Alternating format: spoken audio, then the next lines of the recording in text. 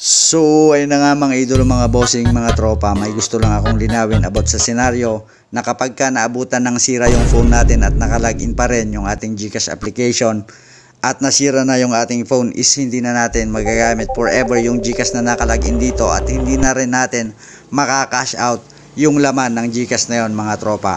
So nga pala, but before that, kumusta kayo dyan? Welcome back na naman sa ating panibagong mabisang tutorial dito lamang sa ating mumunting channel. Tulad sa nakita mo sa ating thumbnail, nabasa mo sa ating title, I am trying to warn you mga tropa na ilag out nyo na yung inyong mga GCash application kapag ka nararamdaman nyo na napasira na yung phone na ginagamit mo, mga tropa. At yun na nga, tulad ng sinabi ko kanina, hindi mo na magagamit yan forever yung GCash application mo kapag ka nasira na yung phone mo.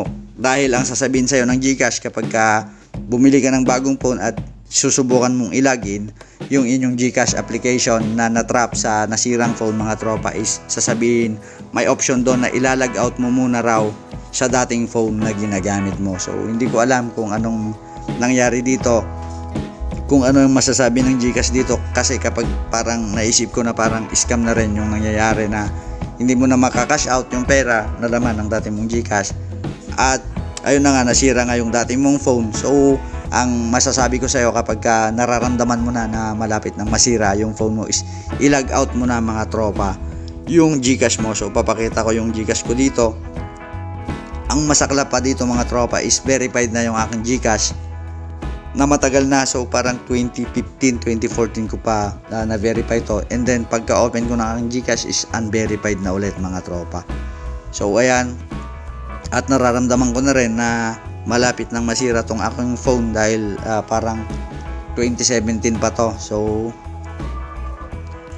gusto kong malaman nyo na kailangan na nating ilag out yung ating GCash kapag alam natin na malapit nang masira yung ating phone, para mailagin na natin sa panibagong phone, mga tropa.